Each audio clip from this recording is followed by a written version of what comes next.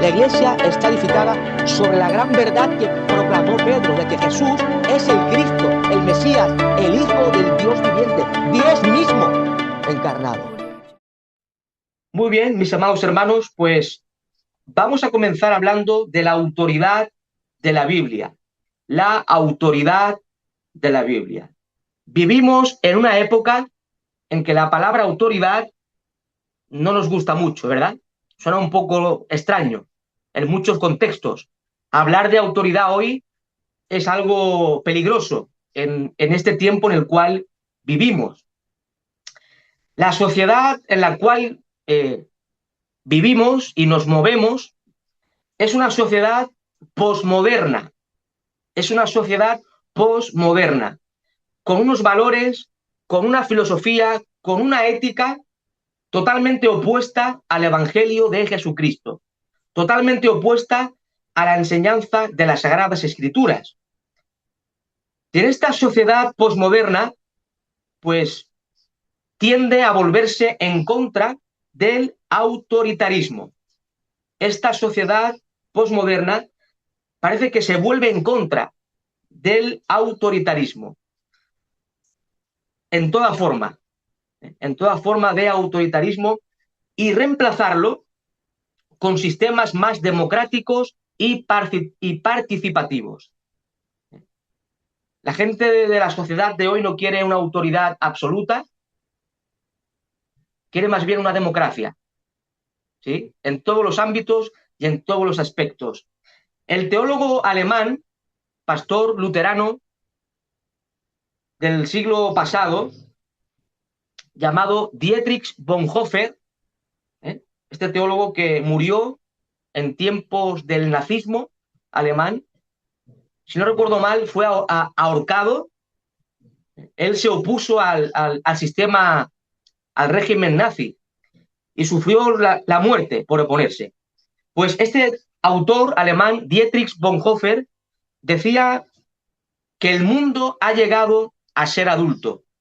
El mundo ha llegado a ser adulto. Es decir, el mundo es como un joven que rechaza la autoridad paterna y la sustituye por la suya propia. Al igual que un niño, cuando va creciendo y se hace adulto, pues ya no quiere someterse tanto a la autoridad paterna, pues según Bonhoeffer, la sociedad del mundo ha avanzado tanto, ha crecido tanto, que quiere independizarse de cualquier autoridad, incluso de la autoridad divina, de la autoridad de la Sagrada Escritura. Y mis amados hermanos, lo más peligroso para nosotros hoy es que los cristianos, muchos cristianos, son tentados a reflejar las actitudes de este mundo caído. El mundo, el pensamiento mundano bombardea a la iglesia, bombardea a los cristianos, y debemos tener sumo cuidado, estar firmes en la doctrina de la palabra de Dios. Y como decía, los cristianos son tentados a reflejar las actitudes de esta sociedad perversa y corrompida. De hecho, algunos siguen el pensamiento de los teólogos liberales. Los teólogos liberales del siglo XIX y del siglo XX aún consideraban ofensivo, note esto, consideraba ofensivo el concepto de reino de Dios. Todo lo que tenía que ver con soberanía de Dios, con reino de Dios, eran conceptos para ellos ofensivos. Y los teólogos liberales hablaban de la democracia de Dios, de la democracia de Dios. ¿Para qué? Para desligarse de cualquier autoridad. El mundo, mis amados hermanos, se rebela contra toda autoridad. Especialmente el mundo, los hombres, los impíos, se rebelan contra la autoridad de Dios. Y esto lo vemos no solamente a lo largo de la Sagrada Escritura, sino también a lo largo de la historia humana. Ahora, ¿qué es autoridad? El término autoridad en el griego es exousia, un término que significa poder legítimo. Autoridad significa poder legítimo. Y mis amados hermanos, como todos bien sabemos por las Santas Escrituras, la autoridad suprema es el Dios verdadero. La autoridad suprema en todo el cosmos es el Dios creador de cielos y tierra. ¿Os acordáis de la oración del Padre Nuestro? Donde se expresa, casi al final, tuyo es el reino y el poder y la gloria. Mateo 6:13. Y esto significa, mis amados hermanos, que toda autoridad, que todo poder le pertenecen solo a Dios. Recordemos de que solo Dios es autoexistente. Dios existe por sí mismo.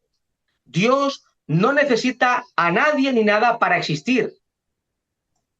Él es autoexistente. Más bien, el universo, las criaturas dependen de Dios. Y Dios es el sustentador de todas las cosas. Dios es la fuente de todo ser y toda criatura de este vasto universo. Como creador, como sustentador de todo, tiene poder absoluto. Dios tiene poder absoluto. Dios es el soberano.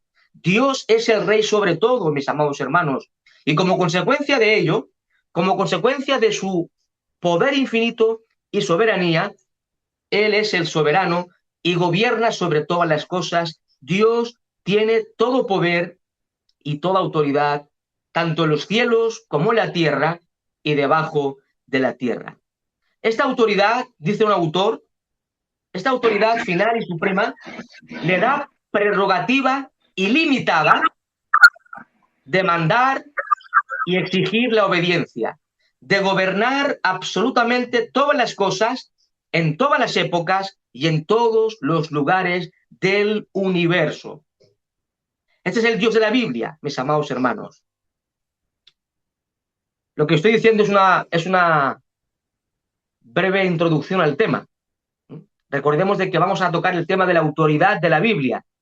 Y por tanto, antes de empezar, hay que hablar de que Dios es la autoridad suprema del universo, ¿verdad? En las Sagradas Escrituras, cuando vamos a la Biblia, a la palabra de Dios, encontramos cómo Dios fue ejerciendo su autoridad a lo largo de la historia, a lo largo de los siglos.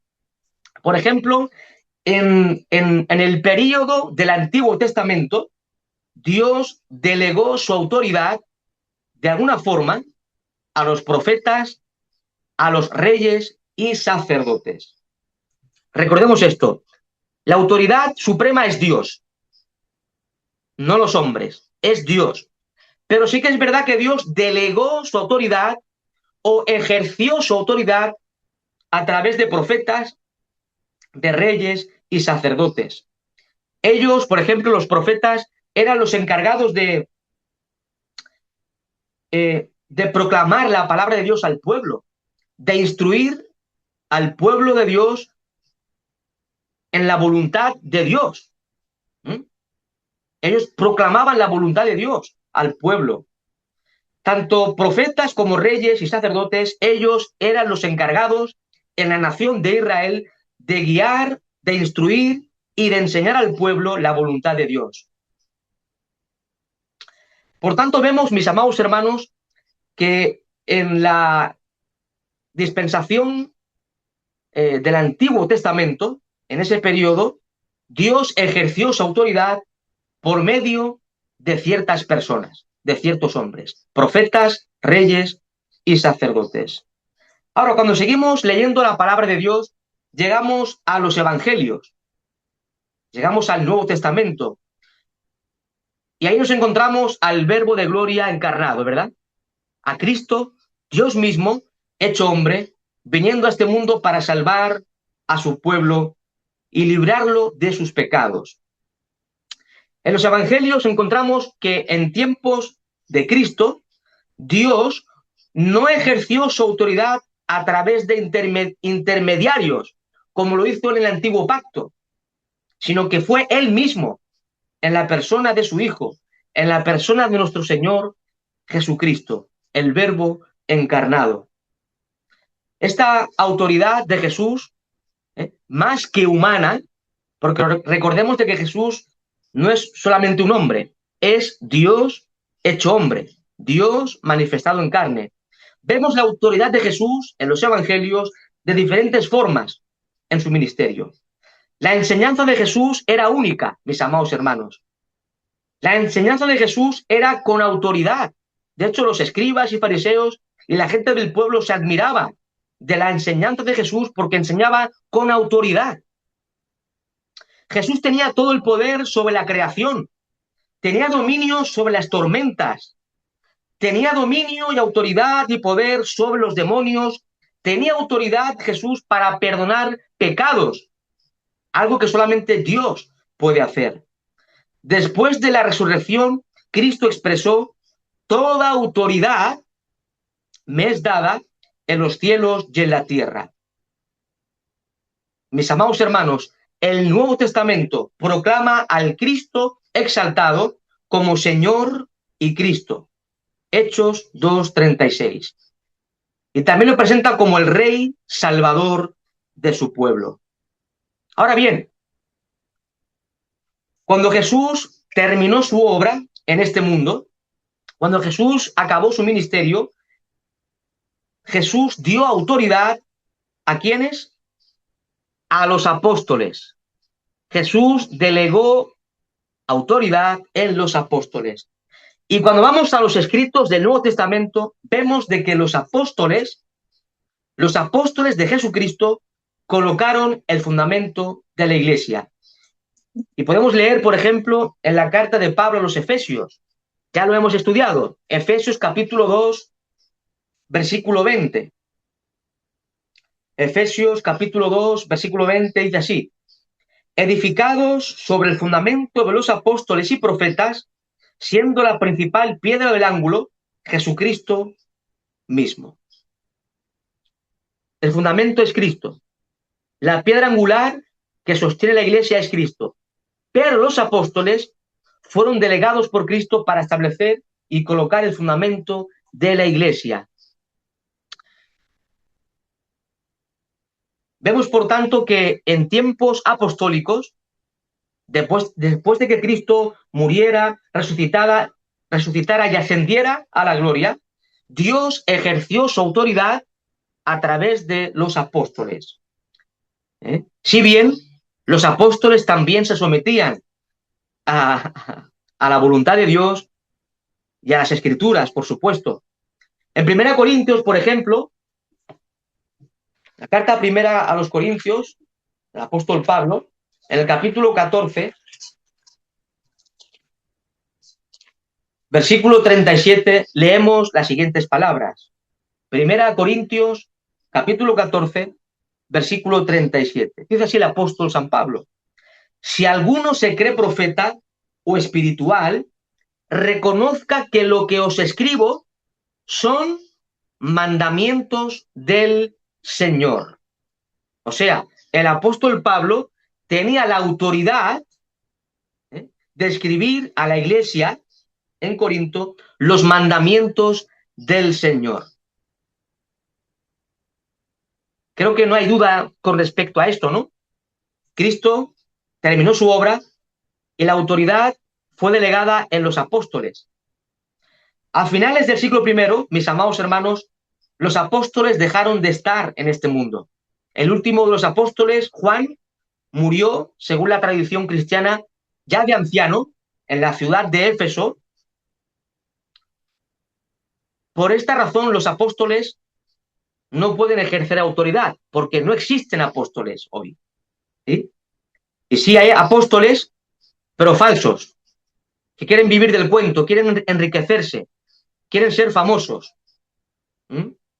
Hoy ya no hay apóstoles, mis amados hermanos. Cuando murió Juan, el apóstol, se acabó el ministerio apostólico. Y la pregunta que surge es: ¿cómo ejerce Dios su autoridad en la actualidad? Ya no hay apóstoles. Pues mis amados hermanos, como todos bien sabemos, Dios en la actualidad ejerce su autoridad no a través de profetas y apóstoles, sino a través de su palabra, a través de las Santas Escrituras. Mis amados hermanos, la Biblia, la palabra de Dios, es la autoridad divina para el creyente. Las Escrituras son regla de fe y de conducta para la Iglesia. Regla de fe porque nuestra doctrina, nuestra fe, debe estar anclada únicamente en la Biblia. Y también es regla en la práctica, en conducta, porque nuestra vida debe estar en armonía con la palabra de Dios. Ahí tenemos los mandamientos para vivir, para glorificar a nuestro Rey. ¿Mm?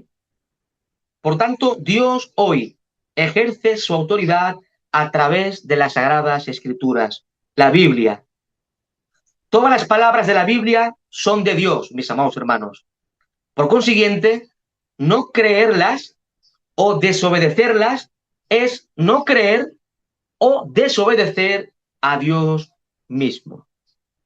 Escribe el teólogo Gruden lo siguiente acerca de esto, y cito así: si Dios afirma que las palabras de la Escritura son suyas, entonces no hay, en última instancia, autoridad más alta que a la que uno puede apelar como prueba de esta afirmación que la misma Biblia. ¿Por qué? ¿Qué autoridad podría ser más alta que Dios? Así las Escrituras, en última instancia, adquieren su autoridad de sí mismas. Y sigue diciendo el teólogo Gruden, por consiguiente, puesto que la Biblia afirma que es la misma palabra de Dios, debemos procurar entenderla, porque al hacerlo estamos entendiendo a Dios mismo. De igual forma, debemos procurar confiar en ella, porque al hacerlo estamos confiando en Dios. Finalmente, dice Gruden, debemos procurar obedecerla, obedecer la palabra, porque al hacerlo estamos obedeciendo a Dios mismo. ¿Ven cómo la Biblia es la autoridad? ¿Mm? Obedecer la Escritura es obedecer a Dios. Creer en las Escrituras es creer a Dios. Y desobedecer las Escrituras es desobedecer a Dios, porque la Biblia es la palabra de Dios y por tanto la última autoridad, la máxima autoridad para el creyente y para la Iglesia. Ahora bien, vamos a definir un poquito esto porque a veces caemos en errores por no interpretar bien la Biblia y surgen sectas, surgen prácticas antibíblicas en muchos lugares por no usar una correcta interpretación bíblica. Un autor dice así: es necesario emplear los principios de la hermenéutica para interpretar correctamente la doctrina y la ética de la Biblia. Lo vuelvo a repetir. Es necesario emplear los principios de la hermenéutica para interpretar correctamente la doctrina y la ética de la Biblia. La hermenéutica, como creo que la mayoría saben, es la ciencia, la disciplina que se ocupa de interpretar las Escrituras. La hermenéutica nos provee de herramientas para poder leer correctamente e interpretar correctamente la Biblia. Ahora, notar esto. Cuando interpretamos correctamente la Biblia, llegamos a las siguientes conclusiones. Note bien y no se asusten. Notar. Algunas porciones de la Biblia, esto va a sonar un poco raro, pero poco a poco, vamos poco a poco. Algunas, muy pocas, pero algunas porciones de la Biblia no poseen ninguna autoridad. No se asuste. Hay alguna porción en la Escritura que no tiene ninguna autoridad ni en el momento en que se escribió ni en la actualidad. Por ejemplo, para que entiendan, lo que dice Satanás,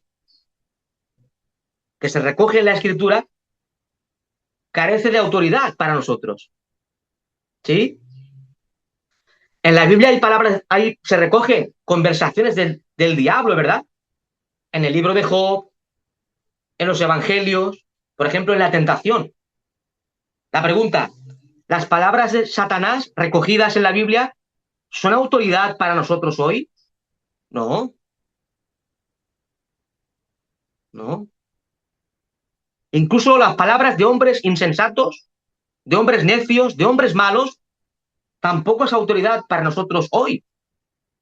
¿Sí? Yo no puedo tomar lo que dice el diablo en Mateo 4, por ejemplo, en el relato de la tentación, y aplicar eso como autoridad para mí. No.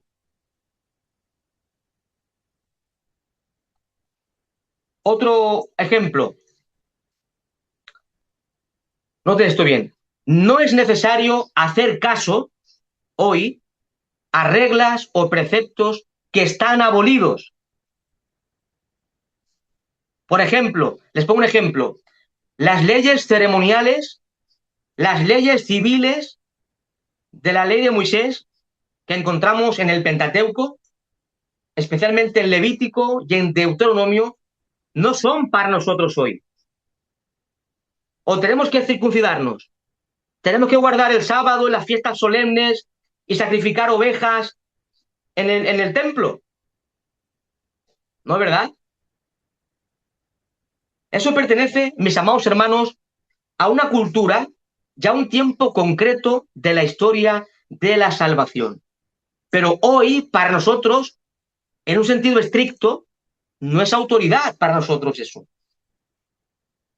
porque no estamos en el tiempo del antiguo pacto para ofrecer ofrendas, sacrificios o circuncisión, etcétera, etcétera. Por tanto, eso literalmente no es para nosotros hoy. A que por supuesto que se puede extraer múltiples enseñanzas prácticas para nosotros hoy, por supuesto. Porque el apóstol Pablo dice en 1 Corintios 10 y en Romanos 15 que lo que se escribió, la historia de Israel, sirve para enseñanza para nosotros hoy. ¿Mm? Pero las ceremonias, las leyes civiles de los esclavos, de las propiedades en tiempos del antiguo pacto, no es autoridad para nosotros hoy, porque sencillamente esas leyes, esos códigos legales quedaron abolidos, ni más ni menos. Dice otro teólogo llamado Millar Erickson, dice así, esto es importante lo que dice, es necesario distinguir entre dos tipos de autoridad, autoridad histórica y autoridad normativa. La Biblia, dice Millar Erickson, nos informa de lo que Dios ordenó a la gente en la situación bíblica y lo que espera de nosotros, a efectos de lo que la Biblia nos enseña sobre lo que sucedió y lo que se le ordenó a gente en los tiempos bíblicos es autoridad histórica.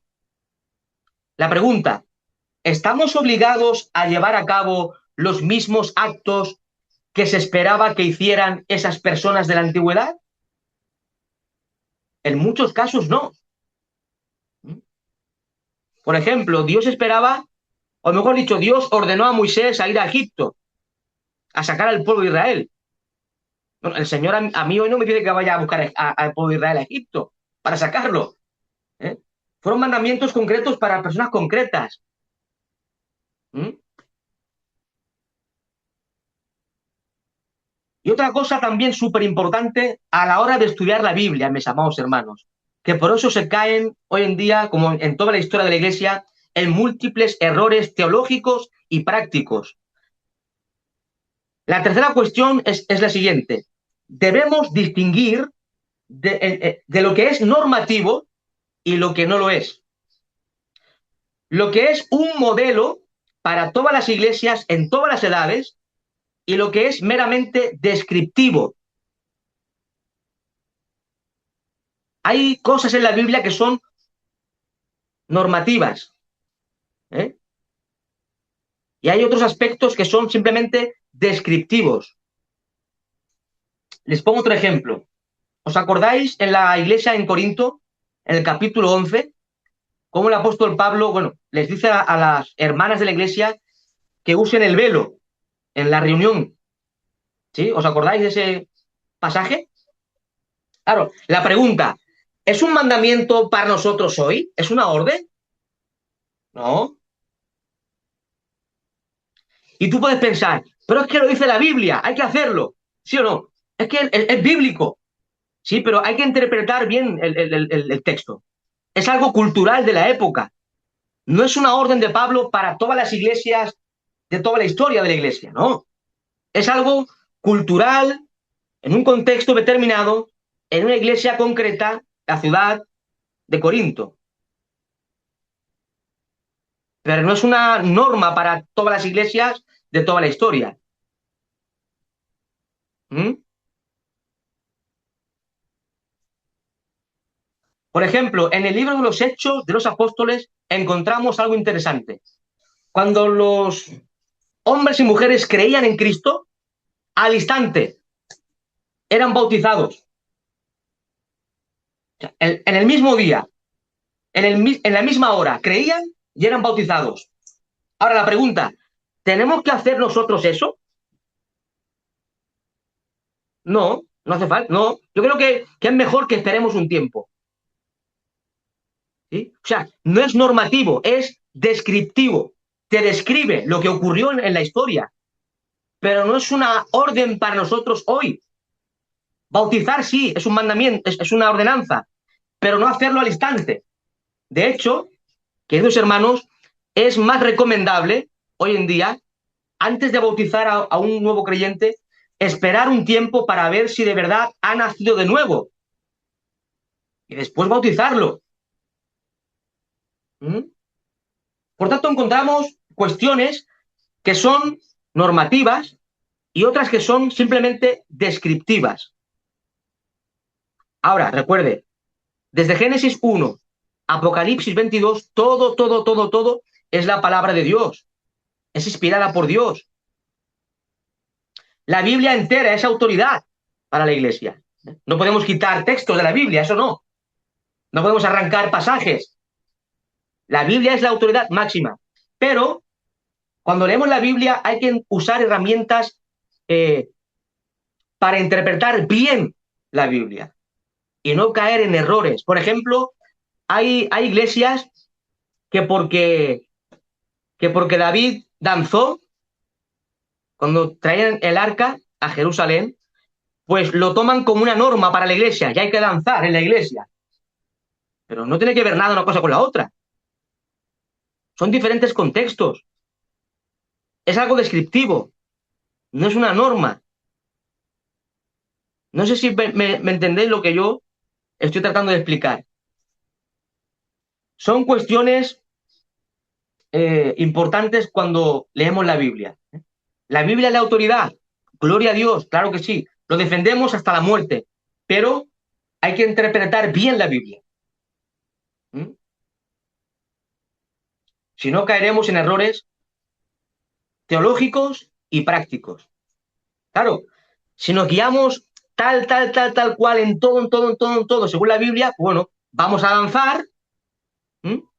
Vamos a bautizar al primero que venga a la iglesia, le predicamos, lo bautizamos, vamos a llevar las mujeres que lleven velo, todas, ¿sí? Y una multitud de cosas que hoy ya no se hacen, ¿no? No vamos a sacrificar animales en el templo o al tabernáculo, ¿sí?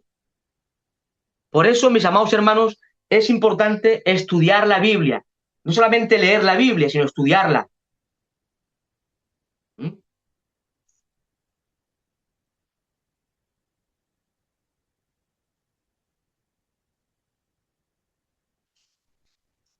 Les pongo un ejemplo más para que entiendan. Por ejemplo, amarnos unos a otros es algo normativo o descriptivo. Normativo, ¿no? Normativo. Hay que amar sí o sí. Si no amamos, no somos cristianos. Ese mandamiento lo cumplían la iglesia en Corinto, la iglesia en Éfeso y la iglesia bíblica Badalona, después de más de 2000 años. Es normativo. El uso del velo por parte de las mujeres en la congregación se usó en Corinto. ¿Tenemos que usarlo hoy? no. ¿Ven cómo, pensando un poco, llegamos a conclusiones que son lógicas, ¿no? Son lógicas. Muy bien. Conceptos no evangélicos. Nosotros somos evangélicos, somos reformados, si quieren llamarlo así, reformados. Nuestra teología es reformada, es evangélica, pero hay otros sistemas que no aceptan la Biblia como la máxima autoridad. Para nosotros, los teólogos evangélicos, la Biblia es la máxima autoridad, no hay más. Ni el Papa, ni el pastor, ni el diácono, ni nadie. La Biblia es la autoridad. Pero, por ejemplo, en el catolicismo, ¿eh? Los católicos romanos, aunque creen en la inspiración de la Biblia, no obstante, los católicos sostienen que la tradición de la historia, está al mismo nivel, o casi que por encima, de la Sagrada Escritura. En el Concilio de Trento, celebrado en el 1546, se llegó a la conclusión, por parte de los católicos, de que la tradición está al par, al mismo nivel que la Biblia. Este concepto católico, pues, no es correcto, mis amados hermanos. No es correcto. Es antibíblico. Es erróneo. Otro sistema es el racionalismo. El racionalismo. Un sistema filosófico que sostiene que la Biblia es un libro como cualquier otro libro. ¿Mm? El racionalismo niega todo lo sobrenatural, todo lo milagroso de la Biblia, incluyendo las doctrinas cardinales de la fe cristiana. Para el racionalismo, la autoridad es la razón, no la Biblia. Es la razón del hombre. La máxima autoridad en el racionalismo es la razón. No Dios ni la Biblia, sino el hombre mismo. También encontramos las sectas. Por ejemplo, los testigos de Jehová, los mormones. ¿eh?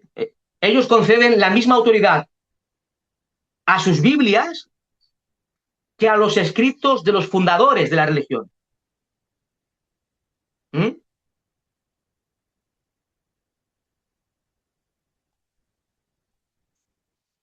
También en el mundo neopentecostal. En el mundo neopentecostal, ¿eh?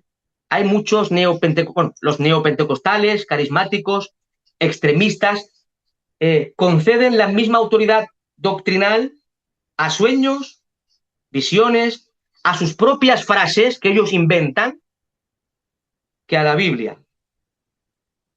Algunos sostienen incluso que están recibiendo nuevas revelaciones. Y eso es pecado. Eso es pecado. Eso es falso. La posición de los reformadores, que es la nuestra, ellos en el siglo XVI, Martín Lutero, Juan Calvino, Zwinglio, entre otros, reconocieron que la Biblia es la autoridad máxima, porque es la palabra de Dios. Ellos reconocieron la autoridad y suficiencia de la Biblia. Esta es la postura que todo creyente genuino debe creer.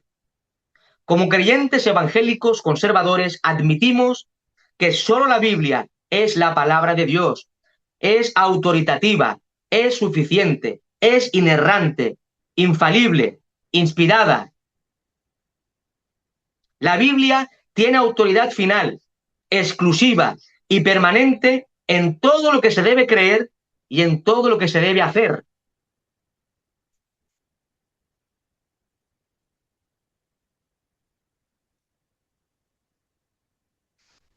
Concluimos esta parte con un comentario de un autor que dice así: Dios mismo es la autoridad absoluta y final en asuntos religiosos, doctrinales y de vida práctica. Solo Dios tiene el derecho y potestad de establecer doctrina y determinar las normas de conducta, porque Él es el creador, sustentador y redentor de la humanidad. Sin embargo, Dios no ejerce directamente su autoridad, más bien la hace a través de la Biblia, ¿eh? y también la hace a través de la iluminación por el Espíritu Santo. El Espíritu Santo nos da luz para entender su palabra y vivir conforme a su palabra. Solo en las Sagradas Escrituras, dice un autor, se encuentra la fe que ha sido una vez dada a los santos. Todas las otras fuentes de doctrina carecen de autoridad auténtica y no adulterada de Dios. Los reformadores tienen toda la razón cuando afirman sola escritura, sola escritura. Solo la palabra de Dios es suficiente, es autoridad para la Iglesia. Y ahora sí, denme 10 minutitos y hablo un poquito acerca de la claridad de la Biblia, así de pasada. La claridad de la Biblia. En el siglo XVI, los teólogos reformadores declararon su entera confianza en lo que ellos llamaron la perspicuidad de la Biblia, la perspicuidad de la Escritura. Ese término que usaban los reformadores, perspicuidad, viene a ser lo que es claridad. Dejemos el término complicado y usemos el sencillo. Claridad. ¿Sí? A lo que se referían con este término técnico era a la claridad de la Biblia. Ellos afirmaban que la Biblia es clara, mis amados hermanos. La Biblia no es oscura, es clara. La Escritura es lo suficientemente clara y sencilla en su mensaje para cualquier cristiano, para que cualquier cristiano pueda entender su mensaje básico. Lo voy a citar esto. La Biblia es lo suficientemente clara y sencilla en su mensaje para que cualquier cristiano pueda entender su mensaje básico, su mensaje esencial. Si bien, mis amados hermanos, es cierto que en la Biblia hay pasajes, textos y doctrinas muy, muy complejas. Es cierto.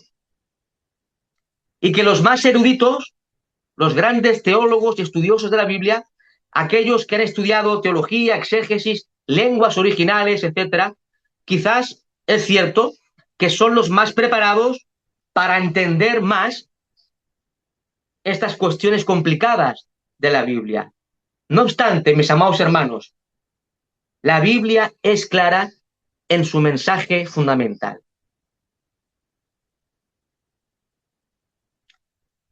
¿Quién no entiende Juan 3:16? ¿Quién no lo entiende?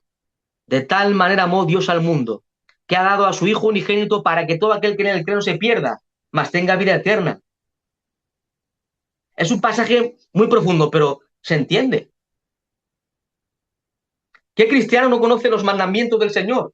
De amar a Dios, al hermano, de amar a la esposa respetar al marido, vivir en santidad en todas las áreas de la vida. ¿Quién no conoce eso? ¿Qué cristiano no sabe eso? ¿Mm? ¿Qué cristiano verdadero no conoce de que Cristo viene a buscar a su iglesia? Lo más esencial, lo más básico, que es lo más importante, cualquier cristiano que tenga el Espíritu Santo de Dios puede conocerlo bien. ¿Quién no entiende la divinidad de Jesús? Que Jesús es Dios. ¿Qué cristiano no entiende la realidad del pecado o la gracia de Dios para salvar al hombre? Son cosas básicas que cualquier creyente conoce bien. Comenta el teólogo Gruden en su teología sistemática lo siguiente: al leer la Biblia y procurar entenderla, descubrimos que algunos pasajes son más difíciles de entender que otros. Aunque algunos al principio pueden parecer difíciles de captar, la Biblia está escrita de manera tal que todas las cosas necesarias para llegar a ser cristiano, vivir y crecer como cristianos son claras.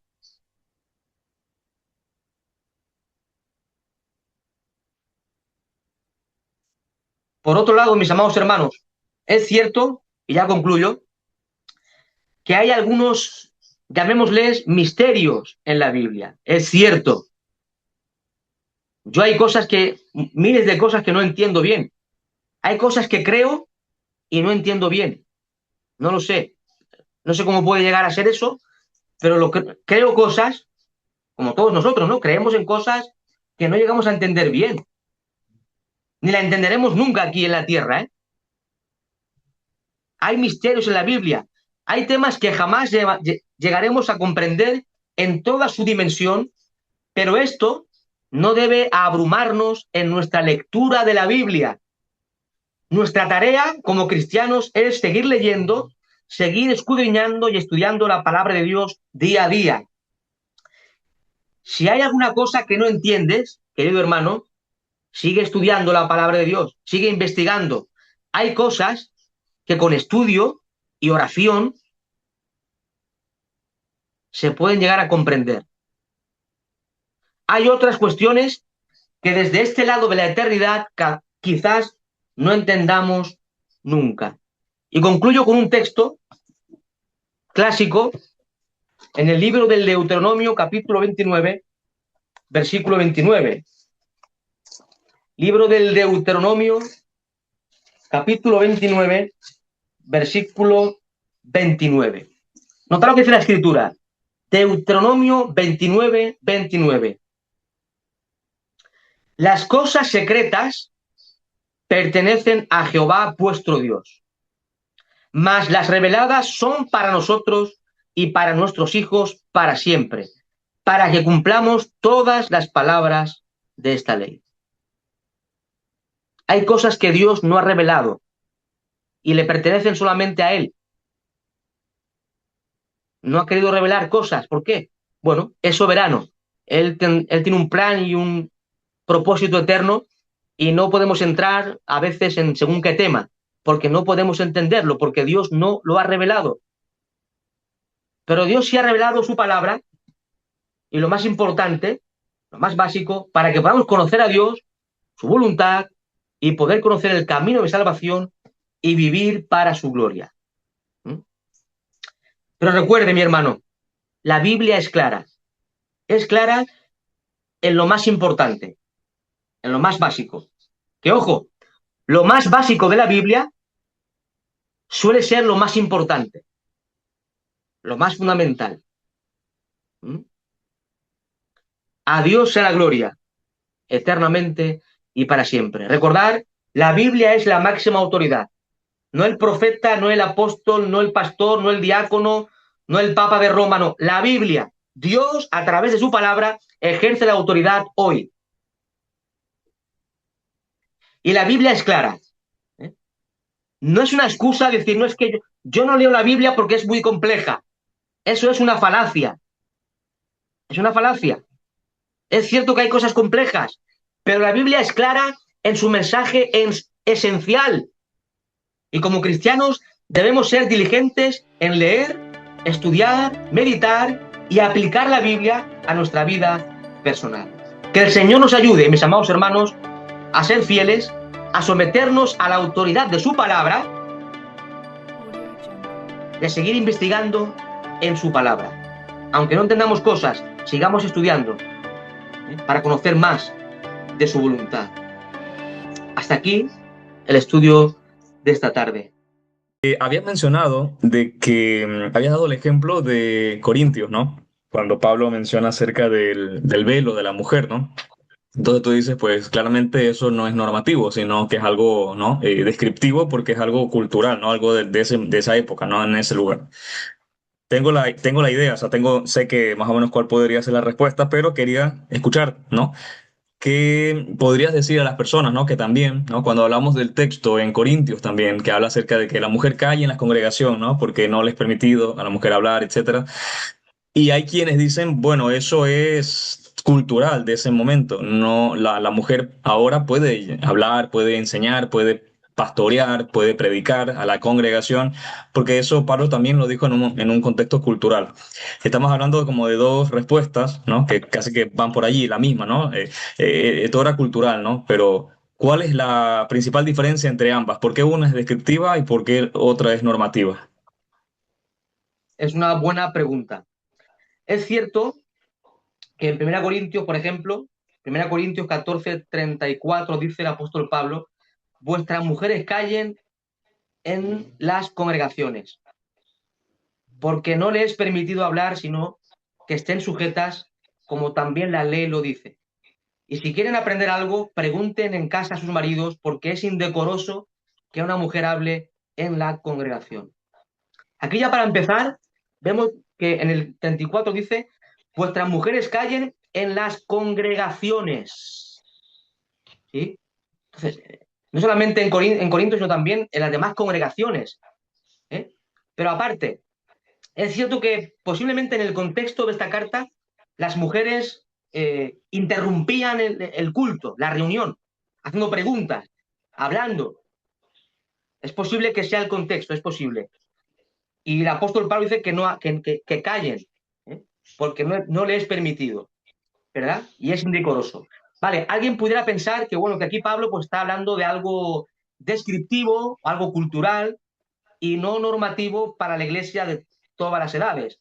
Pero tenemos que tener en cuenta no solamente el contexto de un texto concreto, sino el contexto general de toda la Biblia, que es una regla de hermenéutica también. ¿Eh? Yo no puedo coger un texto y sacar de ahí una doctrina sin tener en cuenta lo que el resto de la Biblia enseña acerca del tema. Ahora, si seguimos leyendo en las cartas de Pablo, por ejemplo, pues llegamos a primera de Timoteo, primera carta de Timoteo capítulo 2. Aquí el apóstol Pablo vuelve a repetir algo similar a lo que dijo en Corinto, en 1 Corintios 14. Y dice así en primera de Timoteo capítulo 2, versículo 9 en adelante, dice así. Asimismo, que las mujeres se ataven de ropa decorosa, con pudor y modestia, no con peinado ostentoso, ni oro, ni perlas, ni vestidos costosos, sino con buenas obras, como corresponde a mujeres que profesan piedad. Ya dice en el versículo 11, la mujer aprenda en silencio con toda sujeción, porque no permito a la mujer enseñar ni ejercer dominio sobre el hombre, sino estar en silencio. Y ahora Pablo da una razón no cultural, no meramente descriptiva, sino teológica. Pablo da una razón teológica y dice, porque Adán fue formado primero, después Eva.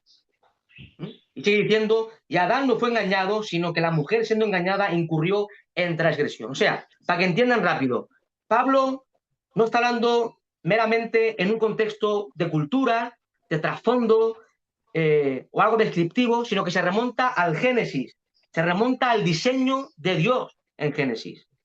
¿Mm? Dios creó al hombre primero y después a la mujer. Y cuando seguimos leyendo los escritos de Pablo, a los Efesios, a los Colosenses y otros escritos, vemos cuál es el diseño de Dios en el matrimonio, ¿eh? En la iglesia, etcétera, etcétera. Por tanto, cuando leemos todo el cuerpo de escritos que proceden de la pluma de Pablo, llegamos a la conclusión de que la Biblia enseña de que Dios ha diseñado un diseño, haga la expresión, donde el hombre cumple un rol y la mujer otro rol.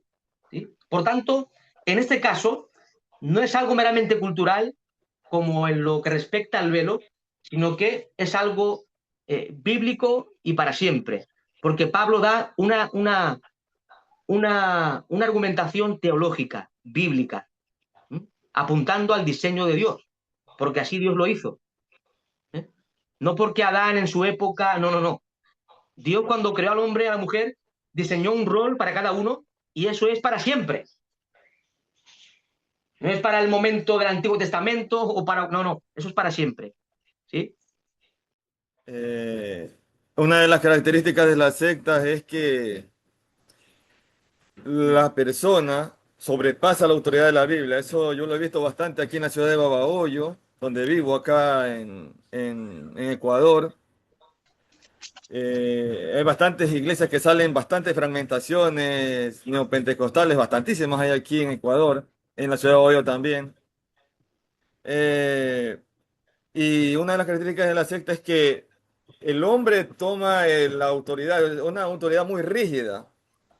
y las personas se sujetan demasiado a la autoridad del hombre y la autoridad de la Biblia queda a un lado y ahí comienza la falsa doctrina de todo esto.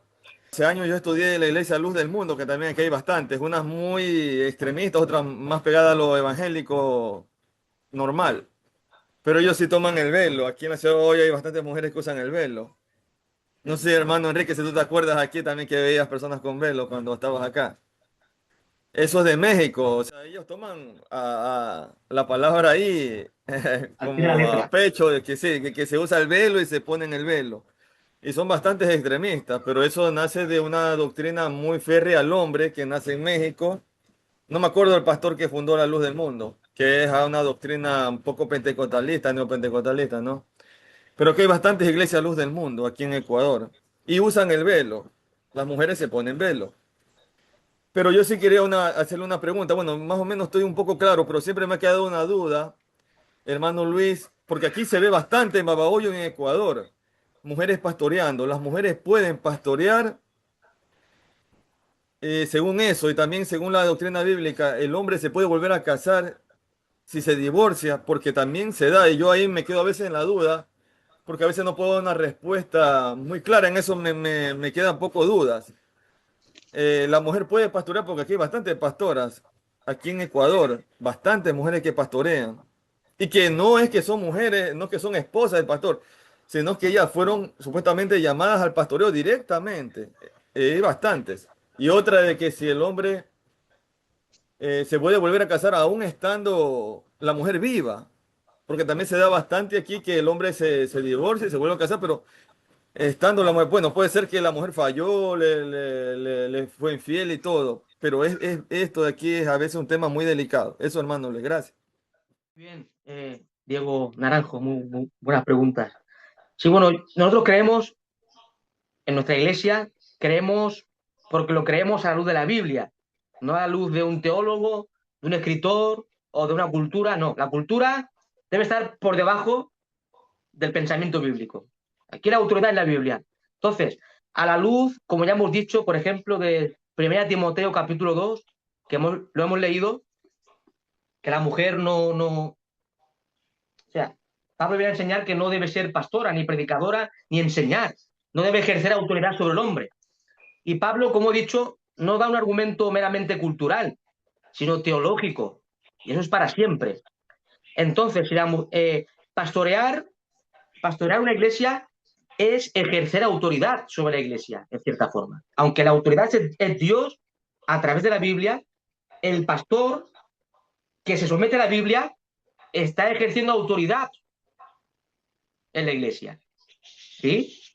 Entonces, si Pablo enseña en 1 Timoteo capítulo 2 que no es correcto que la mujer enseñe, se enseñoree y gobierne sobre el hombre, por tanto, no puede ser pastor o pastora. De hecho, en ningún lugar de la Biblia se enseña de que una mujer puede ser pastora.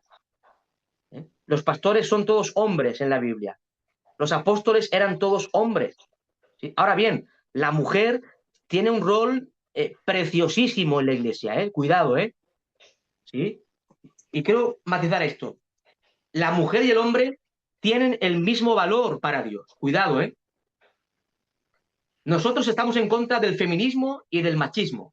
Las dos cosas son contrarias a la Biblia. Dios ha puesto el diseño de forma soberana. Tanto el hombre como la mujer son iguales en dignidad y honor y valor ante Dios. Pero Dios, como soberano, ha diseñado un rol para cada cual. Y no es que el hombre sea más o la mujer menos, ni nada de eso. Simplemente es el diseño de Dios. Y el no someterse al diseño, creo yo, que es pecado contra Dios. Ahora, las mujeres pueden ser, por ejemplo, en la iglesia, entre otras muchísimas cosas, pueden ser maestras de Biblia en la escuela dominical para los críos, los adolescentes. Pueden enseñar la Biblia las más ancianas, por ejemplo, a las más jóvenes. Enseñarle Biblia en reuniones de mujeres. En reuniones de mujeres, cualquier hermana con capacidad y buen testimonio puede dar una enseñanza en un contexto de reunión de mujeres. ¿Mm? Pero pastorear y predicar desde el púlpito, estando la iglesia en su conjunto congregada, no lo veo en ningún sitio de la Biblia. Y por otra parte, Pablo prohíbe que la mujer ejerza autoridad. Por tanto, creemos de que no es correcto, no es bíblico tener mujeres pastoras. Es que no está en la Biblia, mis amados hermanos. Y aparte, Pablo lo prohíbe, ¿sí? Pero la mujer también puede, por ejemplo, evangelizar. Es más, debe predicar el evangelio. Debe predicar el evangelio cuando va a comprar al mercado, a la plaza. Predicar. Todas las hermanas deben predicar como nosotros. Predicar el evangelio, compartir el evangelio. ¿Eh? Pero eso de pastorear y predicar, como lo hace, en este caso, un varón, un pastor, que ha sido llamado por Dios, pues no es el modelo bíblico. Creemos eso, ¿eh? Y bien, bueno, hay algunas iglesias que lo hacen. Yo creo que no tienen primera Timoteo capítulo 2, no lo han leído, no lo sé. Y si lo leen, lo pasan por alto, le dan igual. No se someten al patrón bíblico en ese aspecto. Y la otra pregunta, ¿cuál era, Diego? Perdona, es que se me ha ido. Si se puede volver a casar. Sí, gracias, hermano. Si se puede volver a casar Vale, un... sí. Sí. Muy bien, Diego. Bueno, con respecto a esta cuestión de segundas nupcias, hay diferentes opiniones entre los estudiosos y teólogos, ¿eh? De hecho, hay pastores que creen una cosa y otros creen otra. Hay algunos hermanos, por ejemplo, que creen que, que no se puede casar, un hombre, por ejemplo, no se puede casar a no ser que su mujer haya muerto y viceversa, ¿no? Y es respetable, es una interpretación, ¿m? Basada principalmente en Romanos capítulo 7. Ahora, si quieres mi opinión, lo que yo creo, a la luz de la Biblia, por supuesto, pues es lo siguiente, ¿no? Mateo capítulo 5, versículo 31. Cristo dijo, Mateo 5, 31. También fue dicho, cualquiera que repudie a su mujer, dele carta de divorcio. Pero yo os digo que el que repudia a su mujer, a no ser por causa de fornicación, hace que ella adultere, y el que se casa con la repudiada comete adulterio. En otras palabras, así sencillas, el único acto por el cual Dios permite el divorcio en un matrimonio es cuando hay fornicación. Y la palabra fornicación implica toda relación sexual ilícita. Por ejemplo, más sencillamente, cuando uno de los cónyuges es infiel al otro y comete adulterio, por ejemplo, para que lo entendamos todos, pues Dios permite que se dé carta de divorcio en ese asunto. Solamente en ese asunto. No hay más asuntos. Si se llevan mal o no se entienden, no se pueden divorciar. Sí, se pueden divorciar, pero es pecado contra Dios. Alguien puede decir, no es que mi mujer me tiene amargado, no nos llevamos bien, no nos entendemos, pero es que no puedes divorciarte, a no ser que sea infiel ella o tú. Cuando hay infidelidad, Dios permite el divorcio, mientras no. Esa es la opinión mía, que entiendo en este pasaje. También, por ejemplo, el pastor John MacArthur, el pastor Miguel Núñez, creen así también como yo te he dicho. Es su postura. Y creo que es lo que la Biblia enseña, ¿no? ¿Eh? A no ser, o sea, hay una excepción. ¿Eh? También leemos en Mateo 19, por ejemplo, Mateo capítulo 19, dice, yo os digo que cualquiera que repudie a su mujer, salvo por causa de fornicación, y se casa con otra, adultera. Del que se casa con la repudiada, adultera. Aquí otra vez Cristo presenta esa salvedad, esa excepción, ¿no? Mateo 9, 9, Mateo 19, 9. Yo os digo que cualquiera que repudia a su mujer, salvo, a no ser que haya fornicación en ese contexto, ¿eh? Entonces, el único motivo para el divorcio en un matrimonio cristiano es la infidelidad en el seno matrimonial. ¿Mm?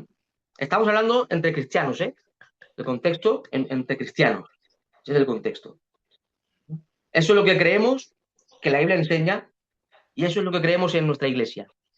Ahora digo, hay otros pastores también fieles al Señor, grandes teólogos que creen diferente, que creen que solamente la muerte física puede separar al matrimonio. Bueno, también es respetable, pero si quieres, mi opinión es esa.